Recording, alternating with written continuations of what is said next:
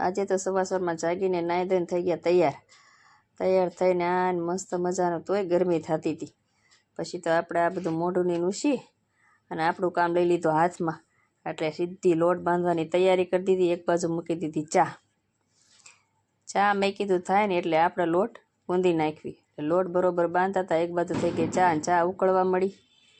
પછી તો આપણને એવું થયું કે હવે પાણી આવી ગયું હશે.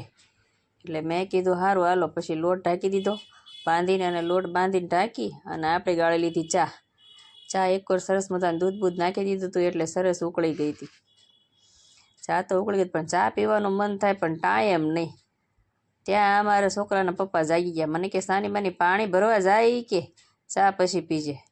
પાણી ભરવા ગયા તો પાણી જ ન આવે. મોટર શરૂ તો એક ટીપું પાણી ન આવે. બોલો હવે શું કરવું?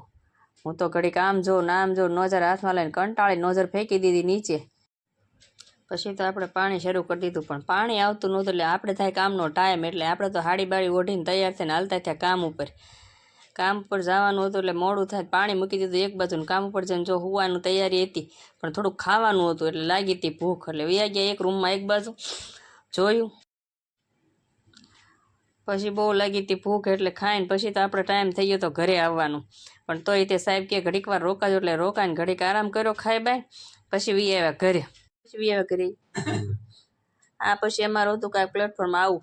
અને પછી એવું થતું હતું ઘડીક વાર આરામ કરી લેવી એમ. એટલે ઘડીક વાર આરામ કરી અને પછી અમારા ટાઈમ થતો હતો ઘરે આવવાનો. પણ તોય થોડુંક કામ કર્યું અને આ રૂમમાં થોડુંક નિરીક્ષણ કર્યું. નિરીક્ષણ કરીને પછી અમે આવતા હતા ઘરે. એટલે ઘરે વી આવ્યા. ઘરે આવીને જોવાનું હતું કે ઓહો અમારા ઘરે કેટલું કામ હતું. પણ આ રસોડું જોયું મેં ન્યાય એટલે મેં કીધું મારું રસોડું તો બહુ નાનું કહેવાય કીધું.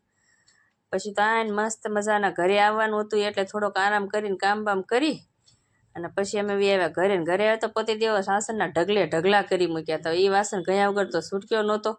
એટલે હા મેં કીધું જોઉં તો ખરા. પછી એ વાસણ લઈને બેસી ગયા. તો આજનો બ્લોગ આપણો અહીંયા પૂરો થાય છે. આવજો મિત્રો, બાય બાય.